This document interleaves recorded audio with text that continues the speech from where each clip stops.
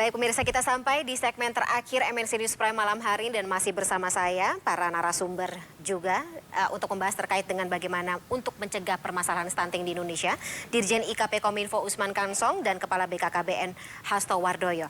Saya kembali ke Pak Hasto. Pak Hasto, apa saja upaya dari BKKBN untuk menurunkan angka stunting di tahun 2023 ini Pak? Ada program atau proyek tersendiri atau proyek khusus?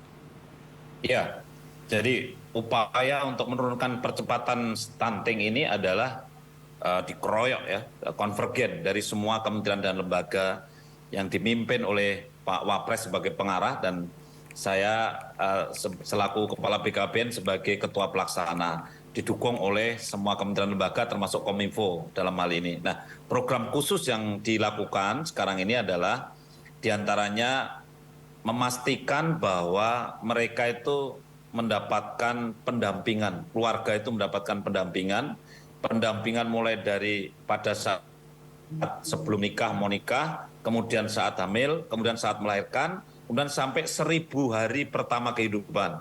Nah ini penting ya saya sampaikan karena apa? Jangan berharap kita akan mengkoreksi stunting setelah lewat 2 tahun ya, karena ubun-ubun bayi saja setelah umur 2 tahun menutup, tulangnya menutup. Itu sebagai pertanda bahwa sudah tidak banyak volume otak bertambah. Jadi siapapun keluarga punya anak kecil, anak bayi, kalau sudah lewat 2 tahun, ubun-ubunnya sudah menutup. Kalau dulu sebelum 1000 hari atau kurang dari 2 tahun itu kurang gizi, sakit-sakitan, parentingnya nggak bagus, maka risiko stunting di situ. Inilah program kita mengutamakan 1000 hari.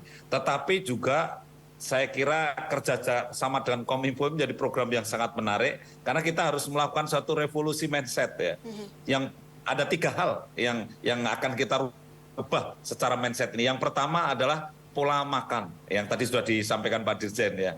Kemudian yang kedua kita harus merubah perilaku reproduksi. Jadi mereka harus, sekarang banyak yang hamil pada usia muda, bahkan ada yang dispensasi nikah itu mayoritas karena hamil dulu dan sebagainya, karena tidak paham. Jadi harus ada revolusi tentang perubahan perilaku reproduksi. Semakin orang paham tentang masalah seks, maka semakin dia itu terhindar dari gangguan reproduksi. Ya makanya sebetulnya sex education itu bukan pelajaran untuk hubungan seks, tapi sex education just male female, menyelamatkan kesehatan reproduksi laki-laki dan perempuan. Dan mungkin kita beri nama aja kesehatan reproduksi lah, tidak harus sex education ya. Kemudian yang ketiga adalah revolusi perubahan perilaku terhadap lingkungan, kesehatan lingkungan maksud saya.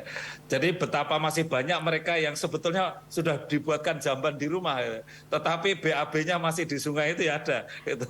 Karena sudah paham sih, sudah paham dan sudah punya, tapi perilakunya itu belum terbiasa, belum terbiasa. Jadi habitual itu menjadi penting. Jadi saya kira sekali lagi perubahan mindset dan perilaku ini menjadi penting sekali. Terima kasih. Baik Pak Hasto, untuk Pak Usman sendiri dan dari Kemenkominfo sendiri, pesan atau katakanlah ya imbauan bagi masyarakat terutama mereka yang menggunakan media sosial nih untuk sama-sama kita mencegah stunting di Indonesia. Iya, kami akan menggunakan masyarakat juga ya dalam mengkampanyekan pencegahan stunting, terutama para influencer. Ya kemudian juga kita akan melibatkan humas-humas di pemerintah daerah dari provinsi, kota, kabupaten.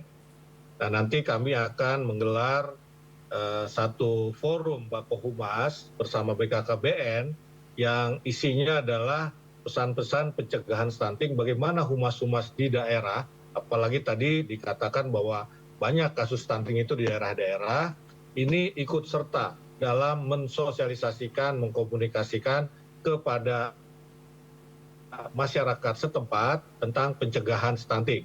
Dan yang lain juga Kominfo tentu saja bersama BKKBN akan mendefinisikan ya target yang barangkali lebih rigid begitu ya, yang misalnya tadi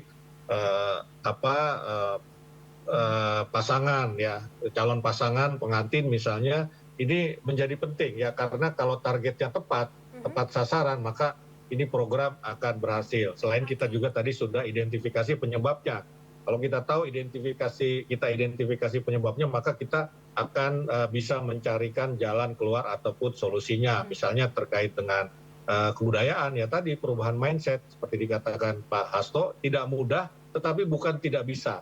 Kalau kita berkolaborasi, kita akan bisa mencapai target angka stunting 14% di tahun 2024. Kita juga membutuhkan dukungan teman-teman media.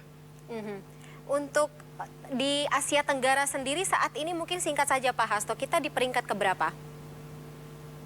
Ya, memang kita masih ada di bawahnya Thailand, di bawahnya Malaysia, dan juga sedikit di bawahnya Vietnam. Ya, jadi kita masih harus terus mengejar gitu. Nggak apa-apa, biasanya mengejar target ini harusnya sih menjadikan sebuah motivasi tersendiri untuk mencapai ya, dan mempertahankannya ini yang akan lebih sulit begitu. Tapi nggak apa-apa, Pak Usman dan juga Pak Hasto, dengan kita sama-sama gitu tadi mempunyai visi dan juga misi yang sama, motivasi kita sama untuk menciptakan demografi yang lebih baik dan juga berkualitas untuk Indonesia ke depannya.